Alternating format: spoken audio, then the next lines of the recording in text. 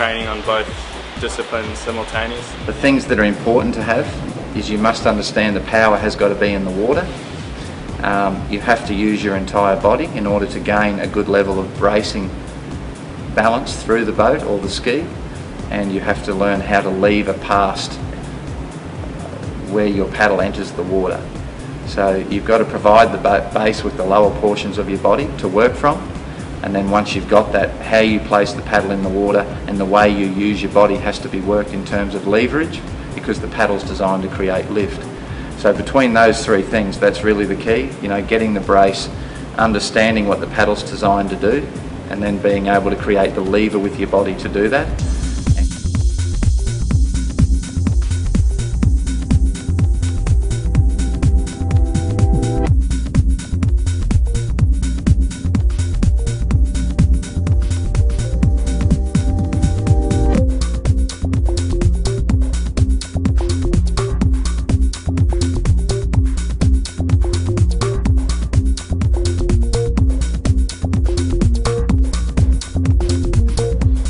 Try and stick the paddle in and then twist your body. If you try not to use your arms too much and mainly use your back and stomach to pull the blade through, then you're using bigger muscle groups, so therefore you'll make 500 metres or you'll make it to the end of the 1,000 metre mark, whereas if you're just using your arms you might only make 180 metres. Because the catch is the most important part of the stroke.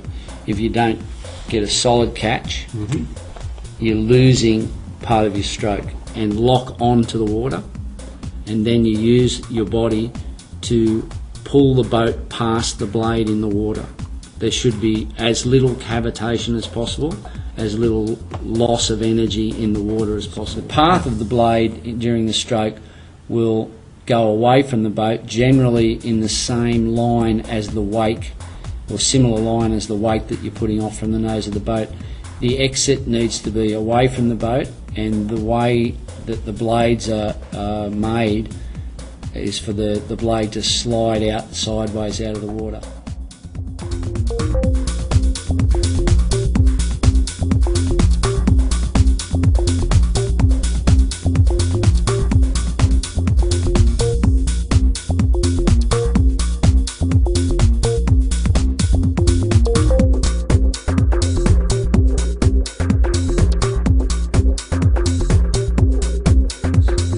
As she puts the blade in the water, she's connected from her foot on the footboard.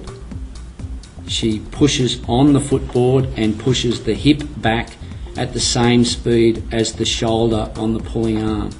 So she's engaged the leg, the torso, the back and the arm in the one fluid motion or one kinetic chain of energy.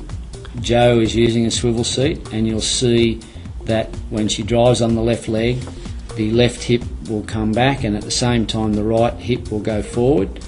Good rotation. You can see that she rotates her upper body so that she actually is showing her back to the bank on either side as she rotates. The amount of rotation you can get is commensurate with how strong your core is and how strong your connection is.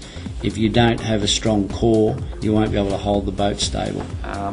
The body works as one big unit, remembering also that blood pumps through your entire body, so the more efficient you stimulate blood flow through good muscle development in all those areas, the faster you're going to be able to clean out lactate out of your system and keep your body working more efficiently. So everything operates at 100%, I believe, in order to create a well-balanced performance. Inconsistent leg drive or ineffective leg drive will put too much strain on your upper body and the smaller muscles in your limbs, in your arms, rather than the big muscles of the legs and the butt and the back.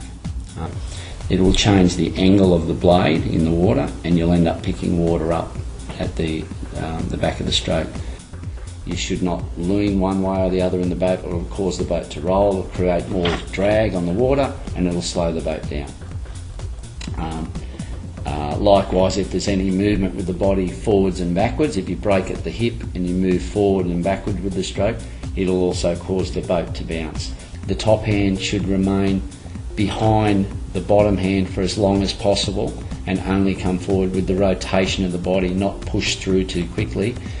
once the top hand is in front of the bottom hand, it creates a negative angle and actually pulls the back of the boat down into the water, and that's another reason you see a boat bouncing down the course.